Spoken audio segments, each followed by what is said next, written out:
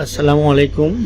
Adobe Illustrator এ আমরা যখন কোনো একটা ফাইল AI ফরম্যাটে সেভ করি তখন আমাদের যে প্রবলেমটা হয়, আমাদের ফাইলের সাথে যে ইমেজ বা লোগো অ্যাটাচ করা থাকে সেই ইমেজগুলো আমরা যখন কম্পিউটার থেকে কেটে দিই, ডিলিট করে দিই, তখন পরবর্তীতে আমরা যখন সেই AI ফাইলটা অর্থাৎ Illustrator ফাইলটা আমরা যখন ওপেন করতে যাই, আমাদের এই ছবিগুলা থাকে না। তো এগুলা থাকতে হলে, রাখতে হলে আমাদের যে সেটিংসটা করতে হবে সেটা সেভ করার সময় করে দিতে হবে। সাপোজ এই ফাইলটা আমি ইউ দিয়ে সেভ করতেছি, দেন আমি সেভে ক্লিক করতেছি।